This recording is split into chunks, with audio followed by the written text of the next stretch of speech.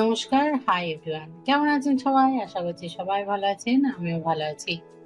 সকালবেলা রুটি করে নিয়েছি, আর মা এদিকে মার জন্য করেছে ওটস। আর ওই যে সব সবজি নিয়ে এসেছে, আজকে একাদশী, সবজি রান্না করব। এদিকে ভাতও বসিয়ে দিয়েছি দুপুরের জন্য, একেবারে রান্না করে নেবো।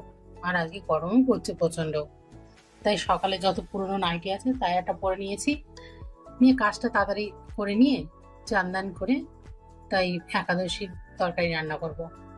এদিকে টুকটাক সব হয়ে গেছে দুপুরে রান্না। এই যে আলু বড়ির তরকারি করেছি, আর রাত্রির জন্য একটু আলুর তরকারি করে রেখেছি। রুটি যেহেতু করা আছে, আর যদি কম পড়ে তা রাত্রে করে নেব। আর আমাদের এইদিকে করব কুমড়ো ভাজা করব, কুমড়ো আলু পেঁপে দিয়ে একসঙ্গে একটু তরকারি রান্না করব, তাতে একটু সাবু দিব।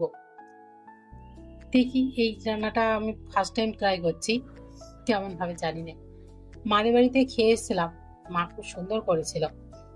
ওই রবিবার যে 2 ঘন্টার জন্য গেছিলাম মাদের বাড়ি, ওই তখনই করেছিল, সেদিন একাদশীও ছিল, তার জন্য বাড়ি একটু ট্রাই করছিলাম। শুধু আলুর তরকারি ভালো লাগে না বলবো না, ভালো লাগে, কিন্তু আমি কোনোদিন সাবু দিয়ে ওইভাবে খাইনি।